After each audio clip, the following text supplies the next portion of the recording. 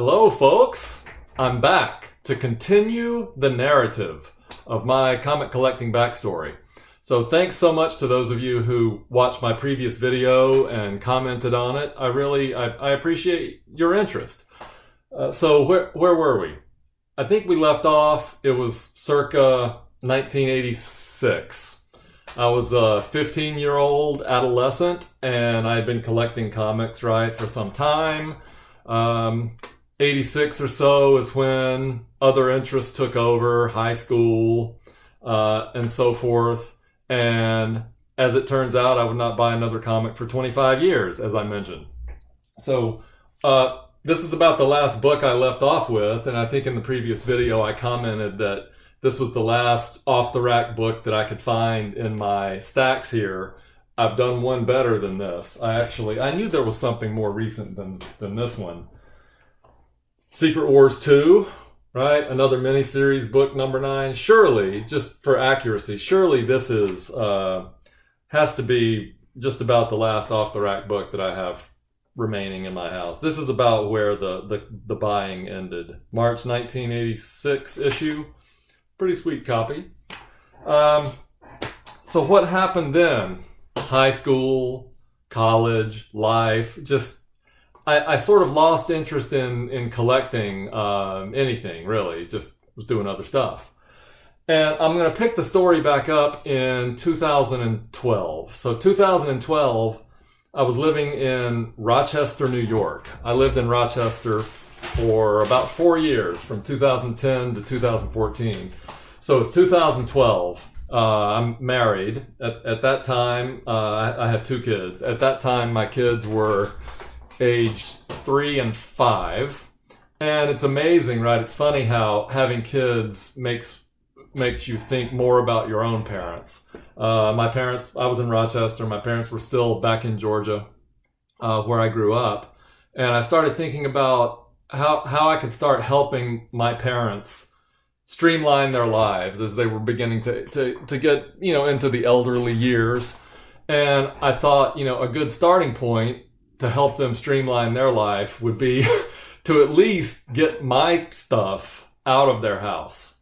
And by my stuff, at that point, I'm talking about, all the childhood stuff that was still crammed in the nooks and crannies of their basement and their attic and here and there, all, and my parents, bless them, they were the kind of parents, they did not throw any of my childhood stuff away, as many parents, I think, did. My parents kept all of this stuff, more or less, tucked away in basements and attics and that kind of thing. And so 2012, I thought, okay, I'm going to buy a one-way plane ticket, which is what I did. I bought a one-way plane ticket, flew down to Georgia, and rented a U-Haul truck, took it over to my parents' house, and spent a weekend filling it up with all of my stuff from childhood. All my collections, like I mentioned before, the Matchbox cars, the Star Wars stuff, and comic books, Mad magazines, National Geographics, all kinds of stuff. Filled up the U-Haul and drove back to my home in Rochester, took the cars out of my garage and just unloaded all this stuff in my garage and proceeded to go through it, right? With the idea that I was basically going to liquidate this stuff, right? Because at that point, I'm not a collector anymore, I told myself, right? I'm not a collector anymore, so I'm going to just liquidate this stuff. And I started going through these things, and I did start liquidating stuff. Like I mentioned, I started selling Shogun Warrior sets, most of my Star Wars original owner toys from my childhood. And I start going through the comic books, and it's just, and I guess I'm thinking, well, I should show these comic books to my kids. Maybe they would enjoy the comics. So I'm looking back through the comics, basically still stored in the same cedar chest where I put them in storage back in the 70s and 80s. Literally, when I got this stuff from my parents' house, I picked up the cedar chest and put it in the U-Haul, comics and everything. And I think they made the trip in the U-Haul in the cedar chest. So I start going through the stuff. Okay, yeah, how am I going to liquidate this? What might my kids be interested in? And guess who got real interested in the comic books? Yeah. So the collecting fire reignited with the comic books. And so I'm like, this is peculiar. You know, it's been 25 years since I collected something. I think the time is right again. Right? I have some resources. You know, my God, like there's the internet, eBay, right? I can go out and from the comfort of my own home, you know, seek out things and collect. And so I got into it, you know, full steam ahead. So naturally at that time I picked up where I left off, you know, and that meant continuing backfilling, working on those Marvel hero runs. For whatever reason, you literally picked up where I left off. I had no interest really in buying anything copper, modern. I had no interest. And so I never really bought any coppers or moderns or anything. I just immediately started looking at those hero runs, going, okay, bronze, silver, how do I need to start finishing these runs? And that's what I started working on. And at that point, you know, 2012, I had a lot to learn. I started looking around. I'm like, they're slabbing comic books now? What is this like plastic case stuff?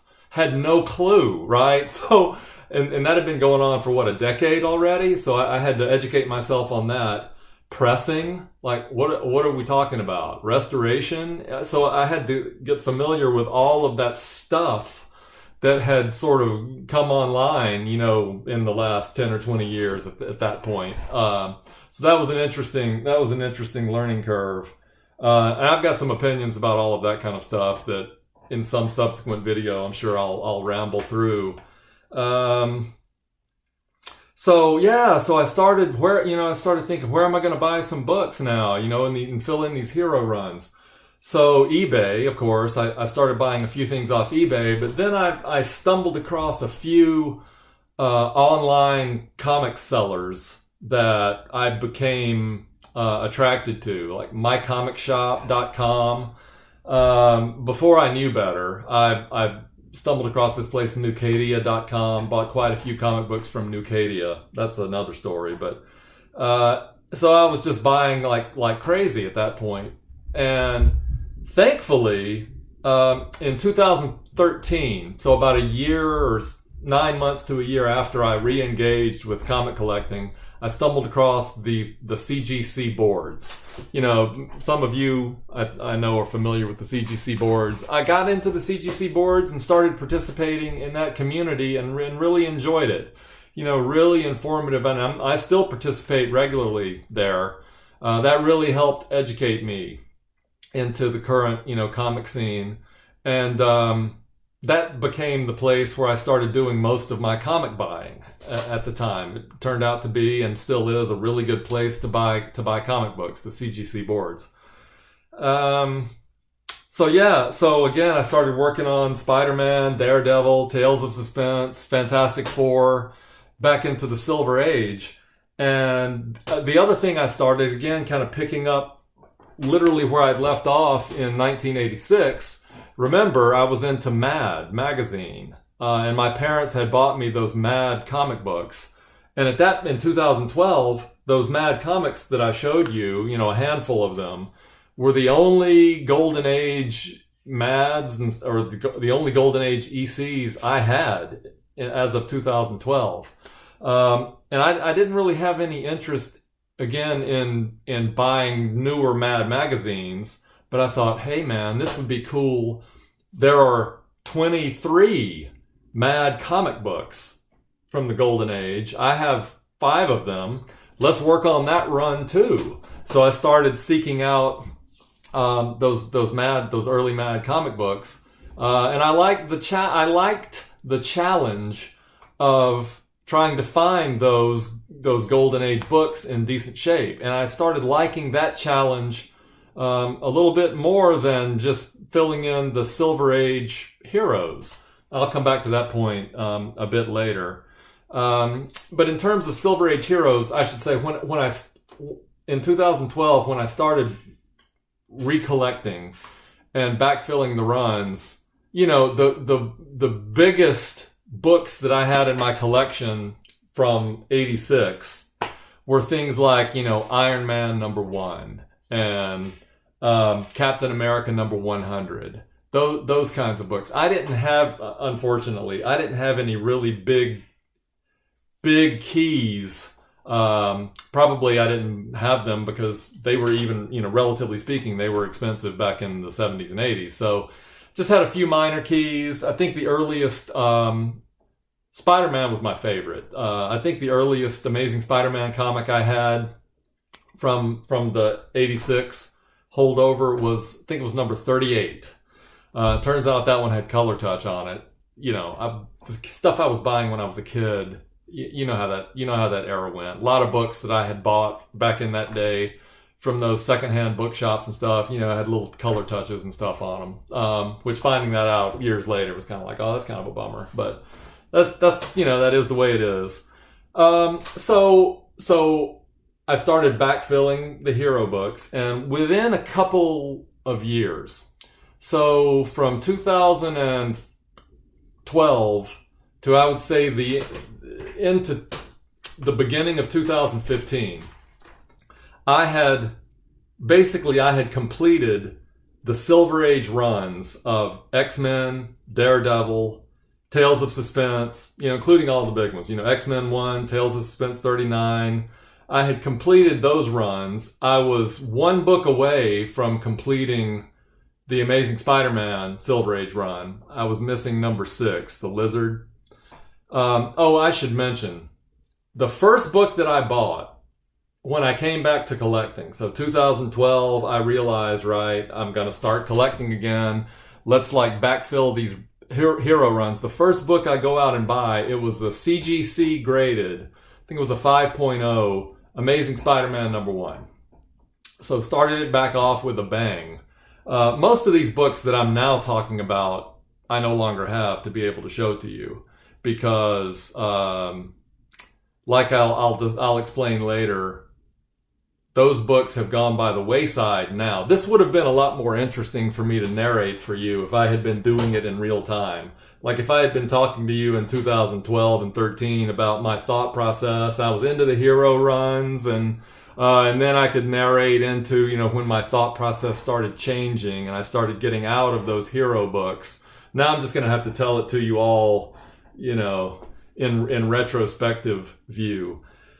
But so I completed most of those hero runs, missing one, Amazing Spider-Man #6. I was missing a couple handfuls of Fantastic Four. I never bought a Fantastic Four #1, but I was missing like couple handfuls of the early Fantastic Four issues. But other than that, I mean, I was on my way to full-blown kind of hero book completion.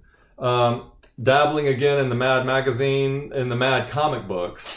And that led me also into saying, well, you know, these Mad comic books are so cool.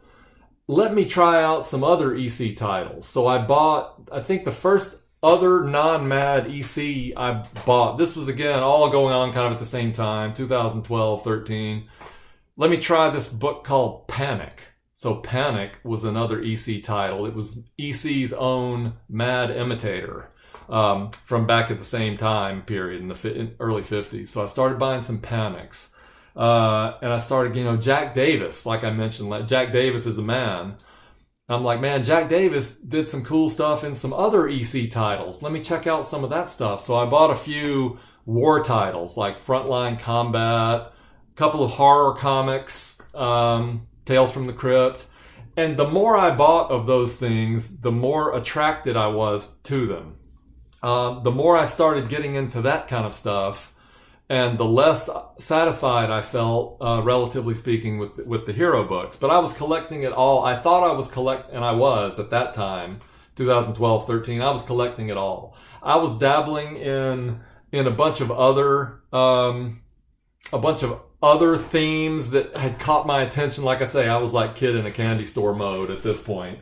So I've got a few things to show you. So like I mentioned, I ended up now selling off most of those hero books, the Silver Age hero books. I have a few left over. Like here's a decent copy of Amazing Spider-Man 37. I think this is the earliest remaining Amazing Spider-Man book I have. Here's a classic, awesome Wally Wood, right? Daredevil. This is the remaining, earliest issue of Daredevil that I have left in my boxes. And even these that I'm showing you now are in my to be sold at some time, whenever I can get around to it, boxes. Here's the earliest Tales of Suspense book I still have in the boxes. Number 44, The Mad Pharaoh, right? So when I was in this candy store mode of just collecting a bunch of different things that I found appealing, I went through like several phases. I thought it would be a great idea for a time to collect shark. I got into like cover themes. So I like went down this path of shark covers. I'm a scuba diver. I don't get to do it that much anymore, but I'm a scuba diver. I've had some shark encounters. So I got this idea, man, I'm going to buy some shark covers. So I started collecting shark covers. And again, now today, I can tell you I have sold almost all of those shark covers because that collecting strand, as many of these that I'm going to discuss, did not survive once I really honed in on what I wanted to do. But that's a remaining shark cover that I have. Professionally, I'm an educator. So I went down this tangent of collecting blackboard covers. Again, gotten rid of many of those now and will continue to do so. But this is an example of a blackboard cover that I was pursuing. Dr. Von Chilla might know that I was into collecting my birthday books, February 1971. The doctor now has one of those books, but I thought, I'm going to get all the birthday books, all the February 71 books. Like, here's one, killer. Batman 229, right? Another awesome February 1971 book. And arguably not so awesome, depends on your taste. Here's another February 1971. So I wasn't just buying the big popular here. I was buying all the obscure February 1971 books, right? There's a Casper, right? Is that Harvey? Cool book. Billiards. Pool. So the game of billiards holds a special place in my heart, dating all the way back to childhood. I love the game of billiards, still do. So I'm like, let me go down a billiards cover collecting tangent. I started buying billiards covers, right? There's an example. I'm a motorcyclist. So that's probably, aside from collecting comics, my biggest hobby, I would say right now, is riding motorcycles. I've been a motorcycle rider for, I guess 30 years. Lots of cool motorcycle covers, right? Here's one. As I'll talk about later, I still collect the motorcycle covers. That's that's a collecting strand that has survived the test of time with me. And so, what else?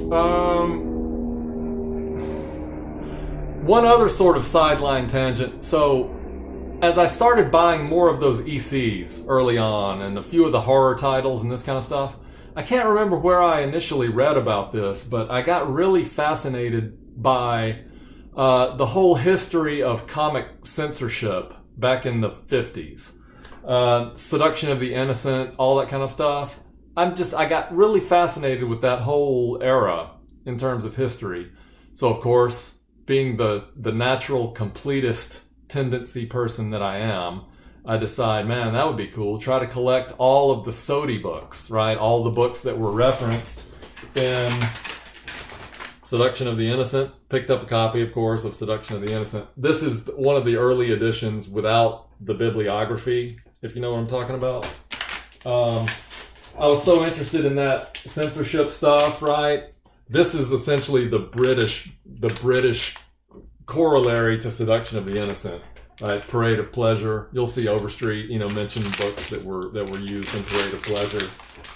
So I started collecting Sodi books, which is a task into itself. Talk about some brutally difficult books to find. Just like with some of these other tangents, though, I started going down that path of I'm going to have the goal of collecting the complete set of Sodi books. But then at some point, I abandoned that strategy. and have sold many of them. A couple of them, right? A few of them I still have. Here are a couple to show you. Strange Mysteries, number 10. I think this book here is a little bit of an oddball. Your United States. I think this is one of the books that George Wortham in Seduction of the Innocent, or George Wortham. What am I talking about? Frederick Wortham. Referenced as an example of a good comic book, right? Very educational about the United States. So those are just some examples. So I was getting interested in some of these thematic books and working on the superhero runs, like I described, and I was quite successfully working on the superhero runs. And I remember at one point a buddy that I had started talking to a lot, another member at the CGC forum. I started chatting with a bit more, and at one point around 2014, I guess, or so, he was asking me, okay, so what all do you collect, Ed? And I was like, oh man, yeah, I'm collecting, Amazing Spider-Man, X-Men, Fantastic Four, Daredevil, Seduction of the Innocent books, ECs, motorcycle covers. And he's like, really? Really? Like, you're collecting all that, So soon after that, I realized that I'm only one man, right? And one man can only collect so much. There's only so much capacity to collect, right? So then I really started feeling, okay, if I'm going to continue buying more books, something's going to have to give, right? I'm going to have to really dig down deep and figure out now, the Ed of 2014 or 15, what is it that I'm really going to like, where am I going to plant my flag in the sand, and what am I going to pursue? Because it's all these things I've been trying to collect are just too much to keep track of, too much to collect, frankly. So I started having to make some hard decisions. And speaking of hard decisions, if you're still watching this video, I congratulate you. So I could probably stop this one for now. This is, I guess, a good natural starting point to sort of launch a third part of the backstory. So right now I'm like, it's late 2014, and basically I'm collecting multiple strands and realizing that I've got to start trimming some stuff out. So I'll start the next video, I guess, by discussing kind of what I started thinking at that point and what I trimmed out, which will then lead me into giving you a better description of what I'm currently collecting now. Right? So thanks for sticking with me. Sorry this video ran a little long, but I'll be back with part 3, not too distant future. Thanks.